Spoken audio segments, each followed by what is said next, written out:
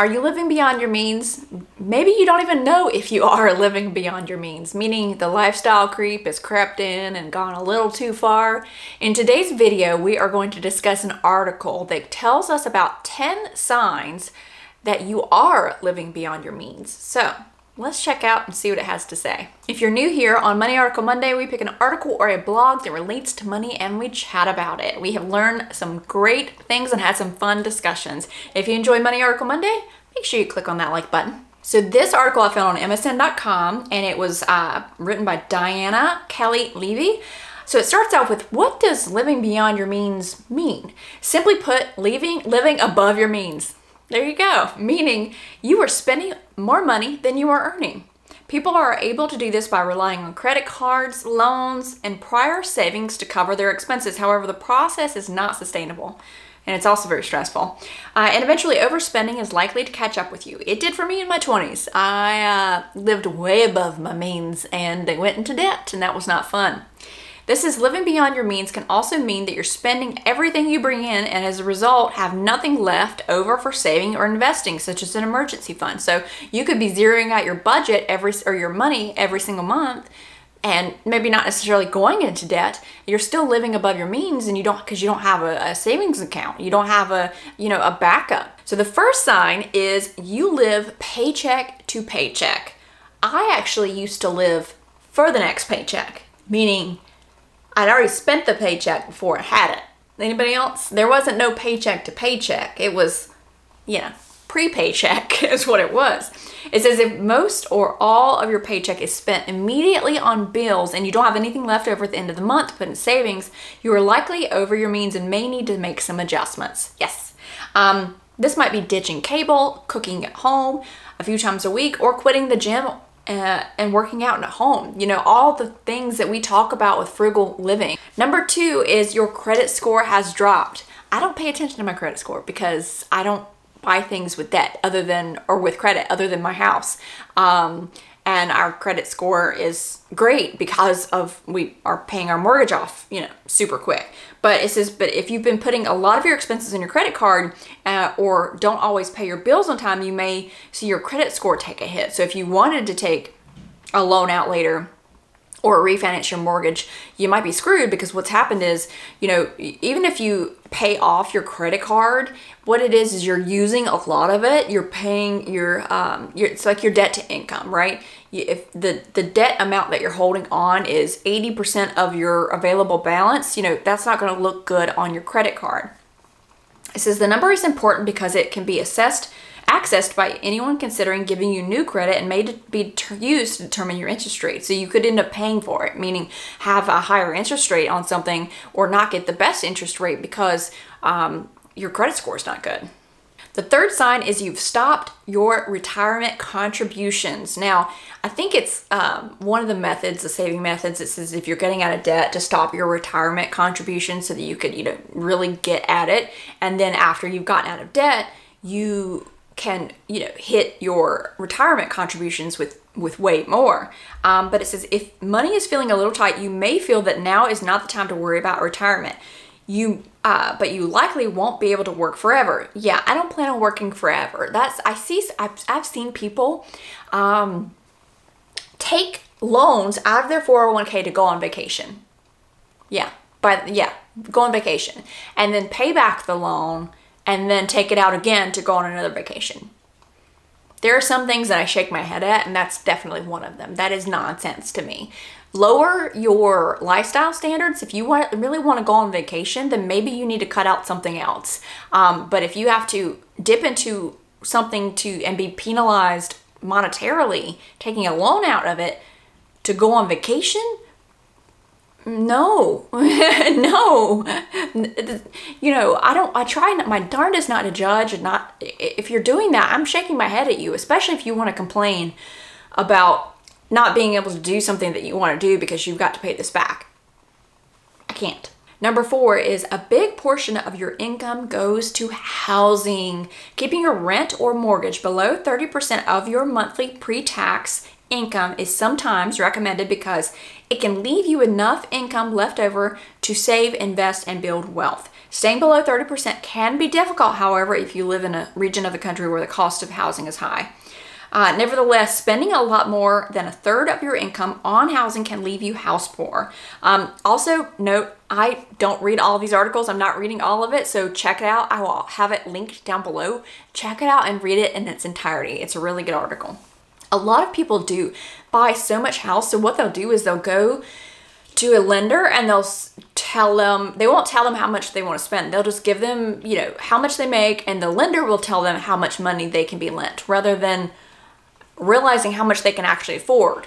You know, oftentimes the lender will tell you an amount and it's way above what you can actually afford and still do what you were doing beforehand, but then you just go out and you buy that house. That's not necessarily true. Buy the house that you need and that you want within the means that you can afford. Realize how much you're currently spending and how much you want to save and what your goals are. And maybe you have to start out with a smaller house and then go up from there. Or maybe you have to rent the house with the, you know, cabinets from 2005. Okay, it's okay. It's fine to do that. But making yourself house poor or having it so such a burden on you is just not a good thing. The fifth sign you might be living above your means is your savings account isn't growing. Another sign you might be living beyond your means is your savings has stagnated. Making regular deposits into your savings account in addition to your 401k or IRA allows you to work towards your short and medium term financial goals, such as putting down a down payment on a home or a car or going on vacation. So I talk in one of my videos about making savings the #1 line in your budget, so that rather than, a lot of people, what they do is if they have any money left over, they take that and they put that into savings. And what oftentimes will happen is that won't actually happen. Something will come up and they'll need to spend it, or they'll think they have free license to spend it, rather than making it the first line and then using the money that you have left over from that to pay your bills or to pay for your wants. But making saving a priority is saving for your future. Yeah, you can't take it with you, but keep in mind when you're 75 years old or 80 years old, you can't go back to work, likely. Maybe you aren't able to work. And what if you don't have any money saved over and you don't have anybody to help you? That's a terrible position, and one that is the reality of a lot of people, and it breaks my heart. And I hope that my content and my videos help people to realize that, yeah, the actuality is you just are likely to live to that age, and you won't necessarily want to or be able to work. So you need to start saving and think about that now. Number 6 is you've been charged an overdraft fee more than once this year. An overdraft fee or non-sufficient funds fee is charged when there's not enough money in your account to cover a check or debit card payment. You may want to start tracking your spending and keeping a closer eye on your spending. That is money. Oftentimes, if it's just a mistake or it happens once, then your bank may remove it. But that is just, again, just like interest, money that you may as well just take the cash and put it down the paper shredder.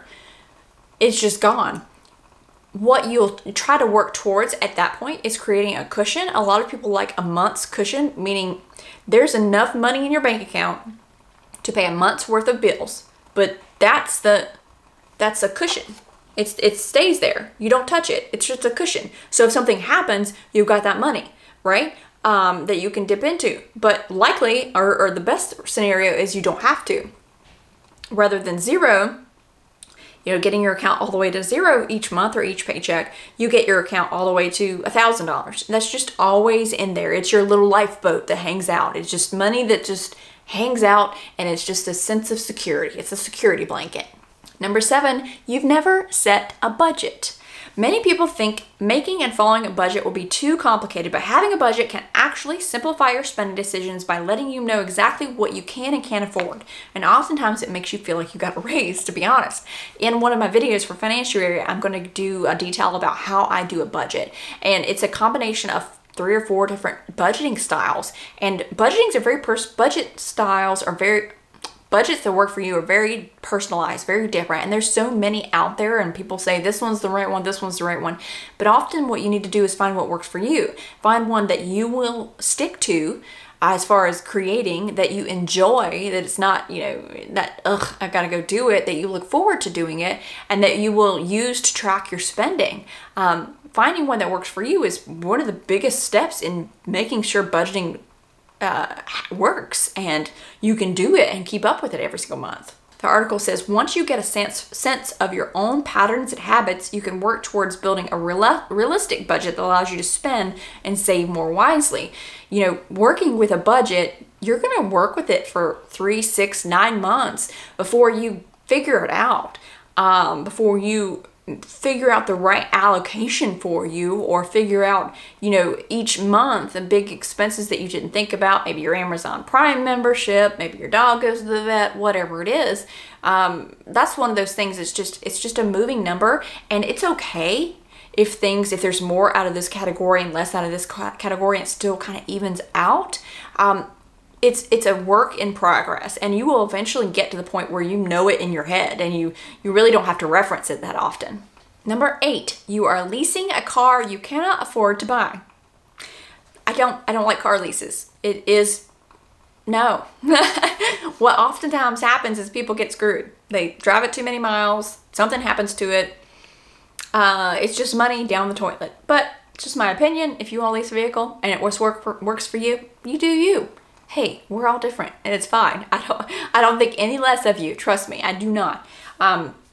Just letting you know, there's certain financial goals that you're trying to reach. It's probably not the best financial decision that you can make.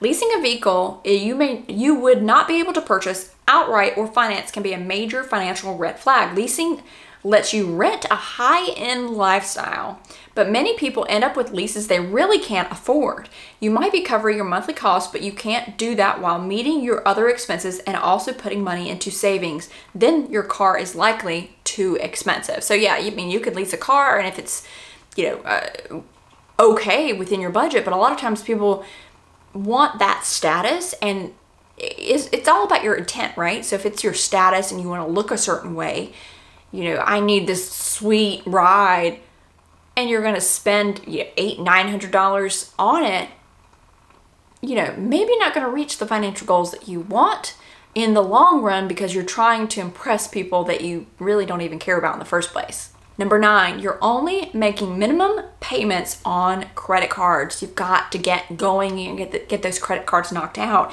It's fine to use your credit card to pay for everyday expenses and the occasional big purchase, but if you can't pay off most of the balance each month, you're likely living above your means. I think if you can't pay it off completely, you are living above your means. I mean, there's no likely there. If you can't pay it off, then you're living above the income that you have. Sorry, it's just a fact. That's not a something you could dispute, I don't think.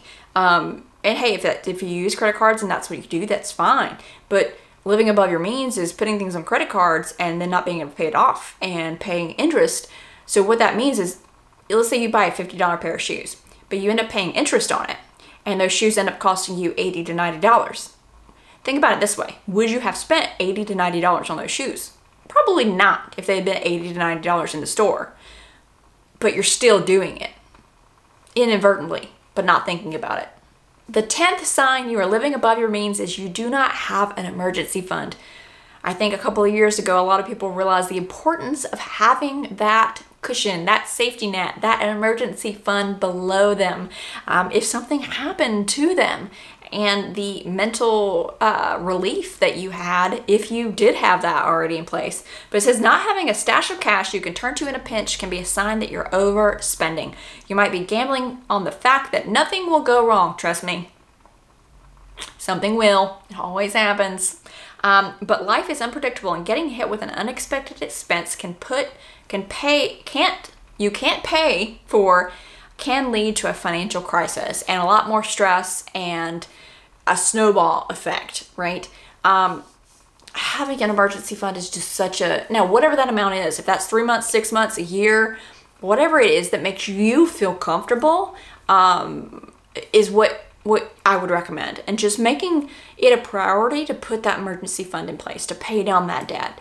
I think this is a great article. I don't know about you. What are some signs you think people living above their means have? Put those down in the comments below. But I think this article was great because it's almost like a good financial checklist, a good financial, what do you call it? Like a test to see if any of these are you. And if they are, maybe I need to reevaluate what's actually happening and look at making some changes. If you enjoyed this video, let me know. Hit that like button and don't forget to subscribe to this channel. I would love to have you back for more videos.